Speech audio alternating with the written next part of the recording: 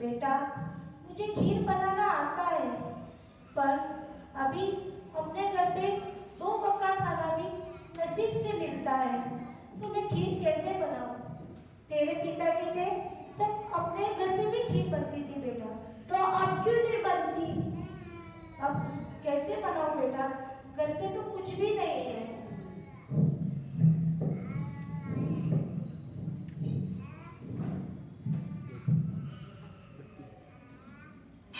बेटा, ये रोटी खा लो। नहीं, मुझे रोटी नहीं खानी, मुझे खीर खानी। जीत मत कर, घर पे खाना भी नहीं है तो मैं खीर कैसे बनाऊं? मुझे खीर खानी, खीर खानी। नहीं बेटा, ऐसे मत कर, घर पे तो एक दाना भी नहीं है तो मैं खीर कैसे बनाऊं आपको? मुझे खीर ही खानी है, खीर खानी है, खीर ही खानी है। क्या बेटा, क्या बात है? क्या बात है? क्यों रो रहा है? देखो ना, जिद कर रहा है। मेरे पास तो घर पे कुछ भी नहीं है, मैं उसको कैसे खीर खिलाऊं? मैं कितनी मजबूर हूँ। लेकिन इसको आज क्या हुआ?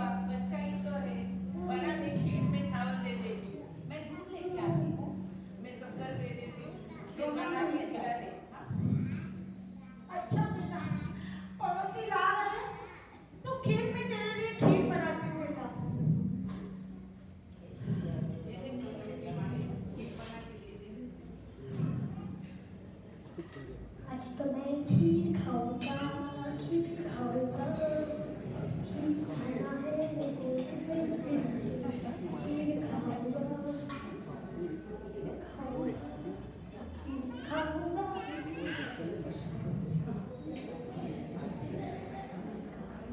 बेटा संगम, बेटा संगम, ले मैंने तेरे लिए खीर बनाई है। हाँ बेटा, बेटा खीर बहुत गर्म है, उसको ठंडी होने देना। हाँ, मैं बाहर से पानी लेके आ रही हूँ। आज मैं खीर खाऊंगा। अरे क्या बात है? अरे ये तो वो मुनि है जो 1 महीने से जंगल में ध्यान लगाए खड़े थे। यहाँ क्यों आए हैं? आप यहाँ क्यों आए हैं मुनि? मेरी 1 महीने की तपस्या थी, वो आज पूरी हुई है। इसलिए मैं गोचरी लेने आया हूँ। आप गोचरी में क्या लेते हैं? घर में जो भी प्रातः आहार बना होता है वो हम लेते हैं। तो मेरे घर चलिए।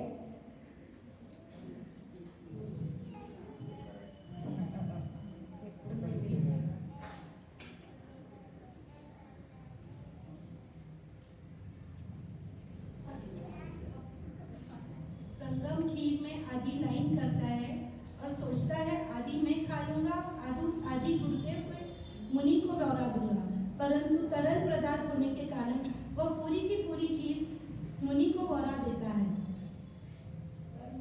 और फिर रही हुई थाली को चाटने लगता है।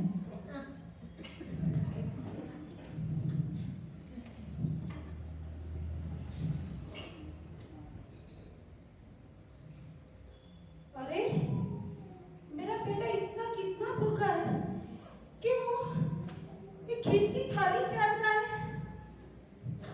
मैं कितनी मजबूर हूँ, उसको खीर कितनी इतनी भाई की वो थाली चाट रहा है। मैं कभी अपने घर पे खीर भी नहीं बना सकी।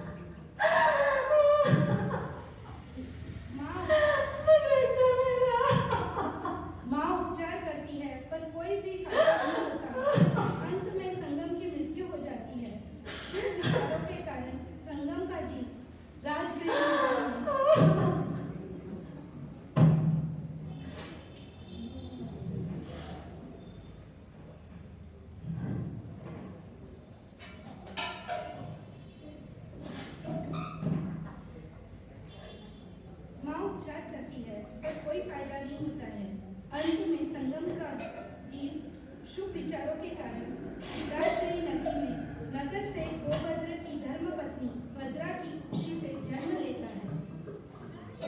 जन्म के 12वें दिन बालक का नाम रखा जाता है शालीभद्र। शालीभद्र भद्रा माँ का इकलौता नन्हा राज दुलारा था। शालीभद्र धीरे धीरे बड़ा होता है। बाहरी दुनिया का उसे कुछ ज्ञान नहीं होता।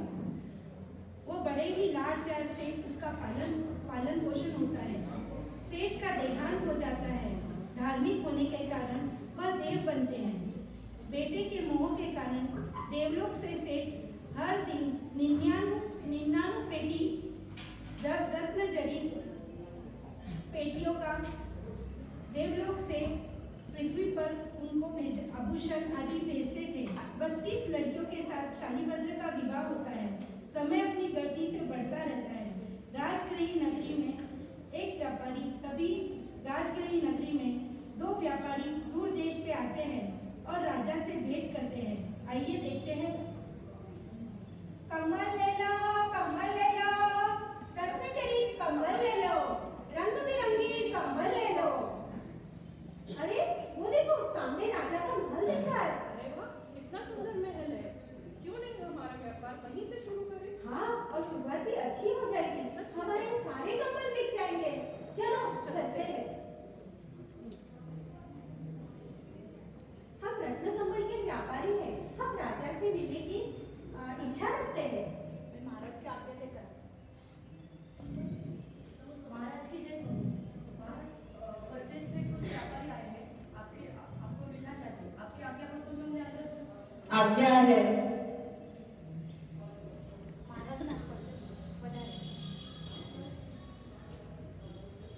महाराज की जय हो।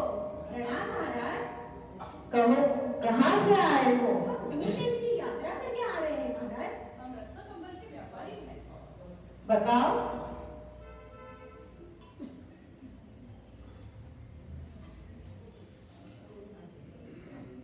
ये लीजिए महाराज।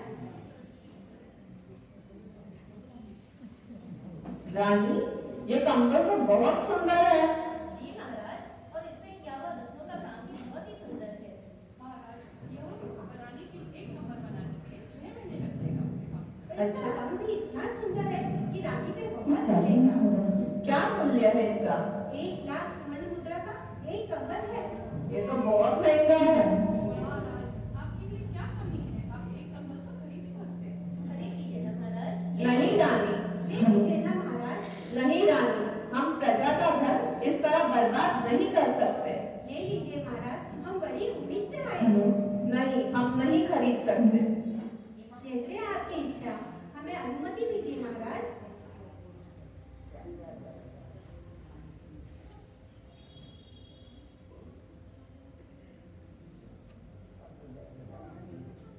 राजा श्रेणी कंबल नहीं खरीदते तो व्यापारी उदास होकर चले जाते हैं। व्यापारी रास्ते में चलते चलते क्या कहते हैं? हमारा यहाँ आना तो व्यर्थ हो गया। हाँ, यहाँ का राजा ही जब एक रत्न कमल खरीद नहीं सकता तो प्रजा क्या खरीदेगी? सच कह रहे हो। चलो चलते हैं, उसी नगरी की ओर चलते और हैं। हमारी उम्मीदों पर तो सारा पानी ही फिर गया। चलो चलते हैं। सुनो व्यापारी, कहिए। आप निराश मत होइए। यहाँ पर नगर में एक बहुत धनवान श्रेष्ठी रहते हैं जिनका नाम शालीभद्र है। आप उधर जाइए। वहाँ भद्रा माँ, उनके यहाँ पर देवलोक से 99 पेटियाँ आती हैं। वे बहुत ही धनवान और वैभवशाली हैं। वे आपकी मदद जरूर करेंगे। आपकी कंबल जरूर देंगे। आप हमें मार्ग बता दीजिए। आप यहाँ से सीधा जाइए, सामने उनका महल है। धन्यवाद। ये बता, बाहर देखो, कोई आया है? हाँ, मैं देख के आती हूँ।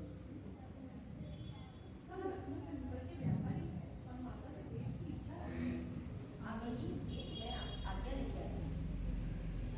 क्या हुआ, कौन है? 2 व्यापारी आए हैं, कंबल बेचना चाहते हैं। वो आपसे मिलना चाहते हैं। क्या कंबल? ठीक है, उन्हें अंदर भेजो। माता, प्रणाम माता। क्या लाए हो? हम रत्न कम्बल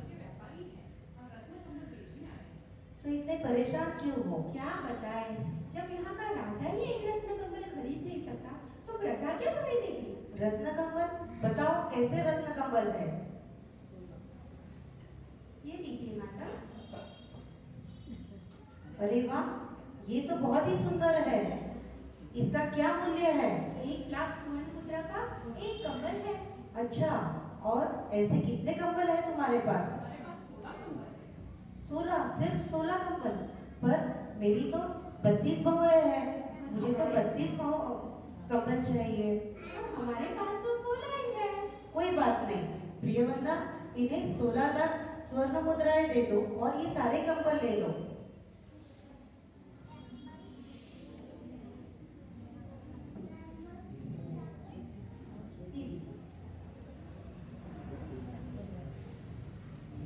हमारा मन बहुत प्रसन्न हो गया, हमारे सारे कंबल बिक गए। राजगुरी नगर में आना हमारा तो सार्थक हो गया। हम बहुत प्रसन्न हुए माता।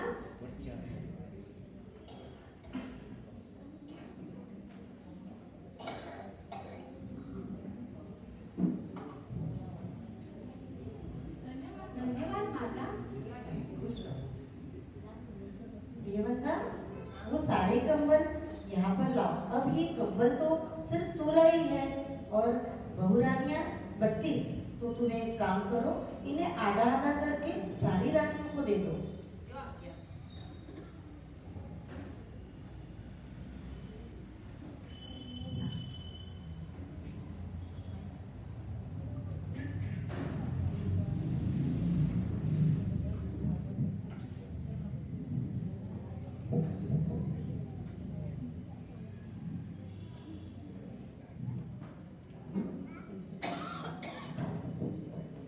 ये लीजिए, भद्रा माँ ने आपके लिए भेंट भेजा है। अरे कितना सुंदर और प्यारा रत्न जड़ित कंबल है। इसका रंग भी कितना सुंदर है। बहुत ही अच्छा लग रहा है। अरे ये आधे टुकड़े, इन आधे टुकड़ों का हम क्या करेंगे? और भी तो नहीं सकते हैं। क्या करें? क्या करें? ऐसा करते हैं, इन्हें नाकर पहुँच कर फेंक देते हैं। यही उचित रहेगा।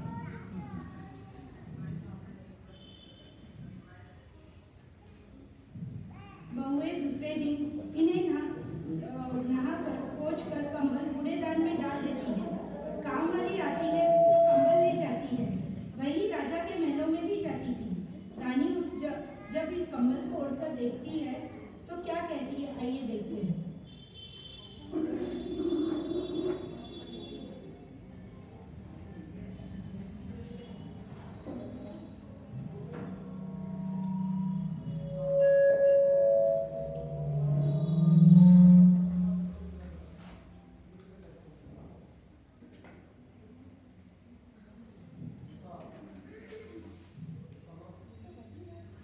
सुनो, इधर आना। तुम्हें यह कंबल कहाँ से मिला? मुझे वो साड़ी बदल के कूड़ेदान से मिला। अरे ऐसे तो 31 टुकड़े हैं मेरे पास। अच्छा, ठीक। महाराज, जिस एक रत्नजड़ित कंबल को आप नहीं खरीद पाए, वैसे 16 कंबल शेख शालीभद्र ने खरीद लिए हैं। अच्छा, इनका शालीभद्र के यहाँ इतना वैभव है? हाँ महाराज, और इतना ही नहीं, उनकी बहुओं ने उसके 32 टुकड़े कर उनके पैर पोंछकर उन्हें फेंक दिए। आज एक दासी उड़कर आई थी। हमें उनसे मिलना चाहिए। जी महाराज। सेवक, भद्रा माता के यहाँ पर हमारा न्योता भेज दीजिए कि हम उनसे मिलना चाहते हैं। चलो रानी। राजा सोच में पड़ जाता है। वह देखना चाहता था कि वह कौन शालीभद्र है। ऐसा सोचकर राजा संदेशा भिजवाता है। संदेशा पढ़कर भद्रा माता उन्हें भोजन के लिए आमंत्रित करती है।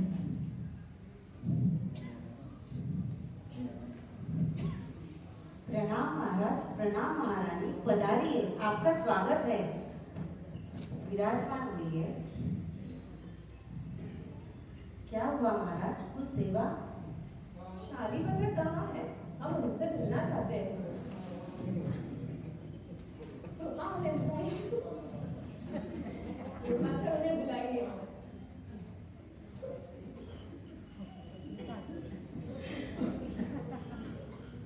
Sorry.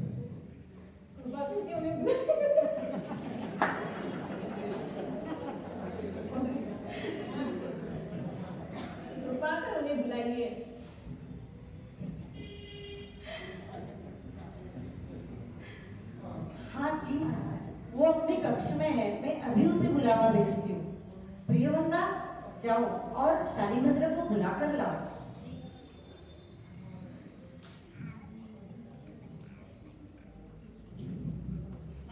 शालीभद्र नहीं आ रहे हैं। क्या हुआ? वो मना कर रहे? ठीक है।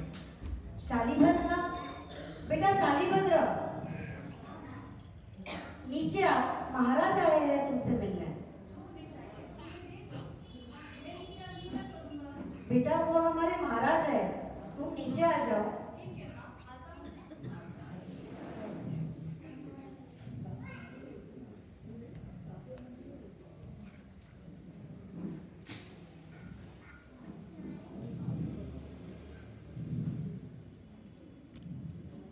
आओ बेटा, ये हमारे नाथ है, इन्हें प्रणाम करो। आओ शालीभद्र, हमारे पास आओ। क्षमा करें महाराज, इसे इंसानों के पसीने की बदबू से तकलीफ होती है, आप इसे जाने दीजिए। प्रियवंदा, महाराज के खाने पीने का प्रबंध करो। शालीभद्र अत्यंत ही कोमल और नाजुक होने के कारण उन्हें बाहरी दुनिया का कोई ज्ञान नहीं था, वह बहुत ही अलिप्त थे। मेरा भी कोई नाथ हो सकता है? मेरे पास इतना धन है, फिर भी मेरे पास मेरा नाथ है? नहीं, महाराज, कोई नाथ नहीं हो सकता। महाराज आप क्या ढूंढ रहे हैं? कुछ हो गया? मेरी अंगूठी कहीं गिर गई है, बस उसे ही ढूंढ रहा हूँ। कोई बात नहीं महाराज, एक मिनट। ये लीजिए महाराज, आप इसमें से कोई भी अंगूठी ले सकते हैं। ऐसी कोई बात नहीं है। ये बहुत ही मूल्यवान है, आप कोई भी अंगूठी इसमें से ले सकते हैं। नहीं ले सकते। ठीक है, आपकी इच्छा। अब हम आज्ञा चाहते हैं। प्रणाम महाराज, प्रणाम महारानी। राजा रानी भद्रा से विदा ले लेते हैं। भद्रा राजा को बहुत ही मूल्यवान उपहार देकर विदा करते हैं। इधर शालीभद्र सोच में रहता है। क्या हुआ बेटा? क्या दीक्षा लेनी है? अरे तुम्हारे बाद मेरा क्या होगा?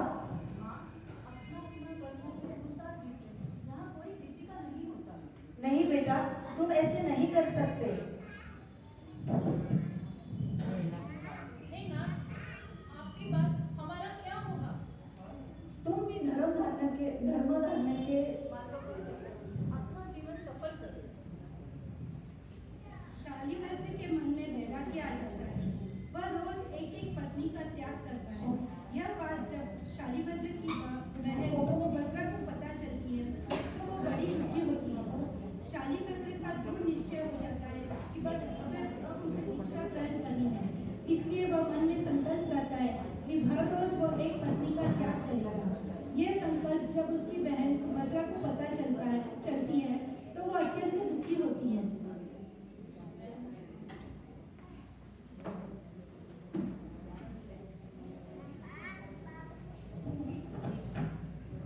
सुभद्रा और धन्नाशेष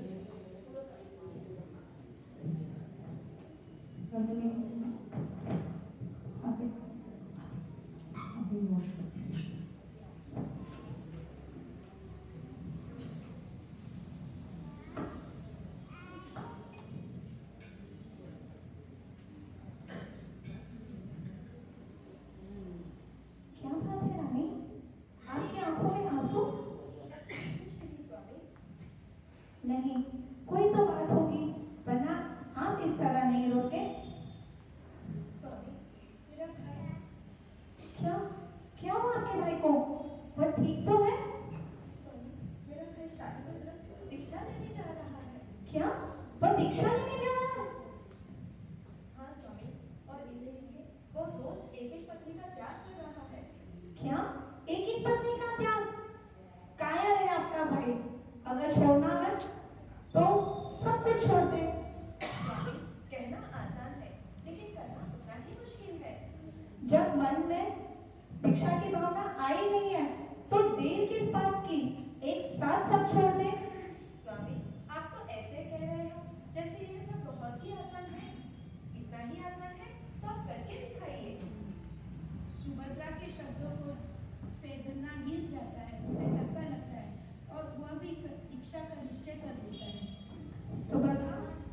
ठीक कह रही हो।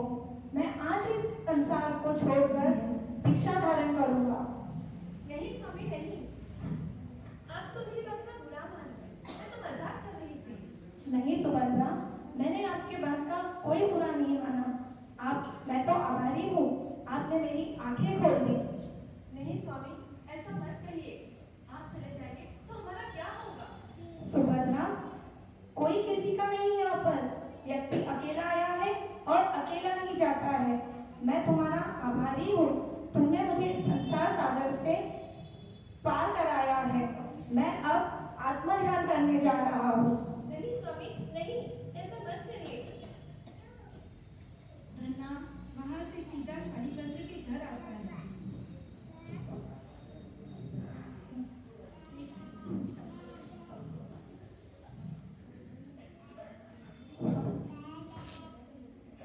शालीभद्र, ओ शालीभद्र। जीजा जी, आप यहाँ कैसे आए? क्या कायर के भांति बैठा है? अगर संसार छोड़ना ही है तो धीरे धीरे क्यों, एक साथ छोड़ दो ना।